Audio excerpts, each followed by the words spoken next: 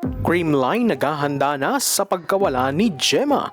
May plano na sa draft. Standout players, alamin. Pero again, kung subscribe notification bell para update kayo dito sa ating channel. Dehado man pero inaabangan pa rin ng Creamline Cool Smashers sa darating na PVL 2024 Rookie Draft kung sino ba ang pipiliin ng koponan. Alam naman natin ang lakas at husay ng Creamline na kung tutuusin ay baka di na nga nila kailangan pa ng player na dapat i-draft dahil halos kumpleto na sila sa team. Pero crucial yan this conference lalo pa wala nga sa kanilang koponan ang isa sa ace spiker nila na si Maring Gemma Galanza, so it means medyo mababaw ng kaunti ang rotation ng Cool Smashers.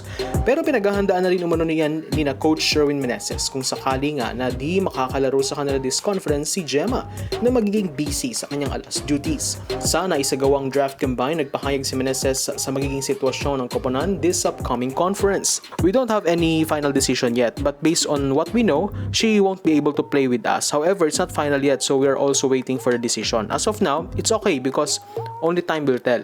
Our import is very young so they can easily adapt to the system. Bukod din kay Gemma, wala rin posible sa kanila si Tots Carlos, which means talagang aasa ang team sa serbisyo ni na Phenom Eliza Valdez, Bernadette Pons at import Erica Staunton para sa upcoming conference open spiker position. Aminado rin si Meneses na medyo dehado ang koponan sa darating na draft dahil nga last na sila pipili sa draft order.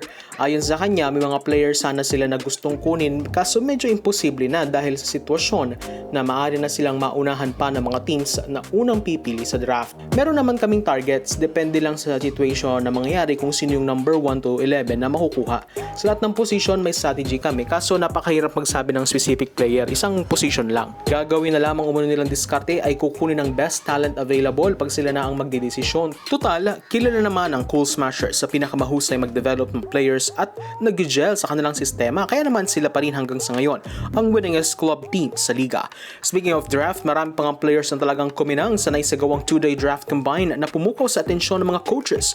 Bukod yan sa mga una nating nabanggit na sina Taya Gagate, Julio Coronel at Layla Cruz na mga expected top picks sa liga.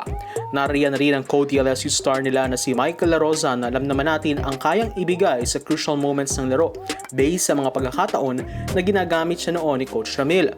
Papantayan naman ni UST's Pierre Abellana ang kanyang mga grades bilang magna cum laude ngayon sa PVL draft dahil isa si Abellana sa mga best athletes in terms of physicality and skills. Mamaw nga ito sa kanyang talon na nagpahanga sa maraming scouts dahil naitala ang pinakamataas na talon despite her height. Nariyan din si Roma Duromal na bukod sa kanyang libero skills, innate na rin sa kanyang leadership skills. Sa katunayan, thankful umano siya kay Coach Sergio Veloso sa pagtitiwala na maging kapitana ng Ateneo last season.